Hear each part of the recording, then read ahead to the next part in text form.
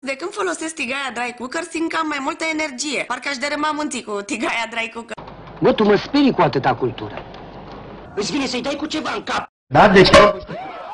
Producătorii au realizat acum varianta nouă îmbunătățită. Materialele folosite la noul model sunt de ultimă generație.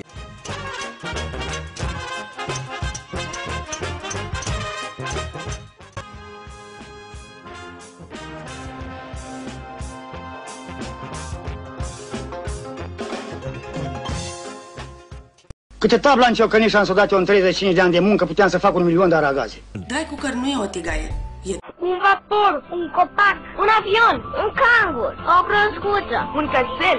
Nu, e un excavator. gătesc, am 2 tigăi dry cooker, când la 2 piane, așa, înțelegi?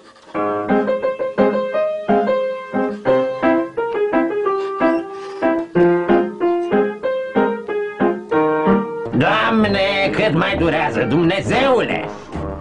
Sfert de oră, 20 de minute, masa e gata și mâncăm cu multă plăcere, o mâncare sănătoasă. E, cum să zic, minunat. Vezi că vin mâine la cantină, te bag cu capul în ciorba ta împuțită până ți-e morcovii pe câr, te nec cu mâna mea, te fierb în cazan și te dau la porci.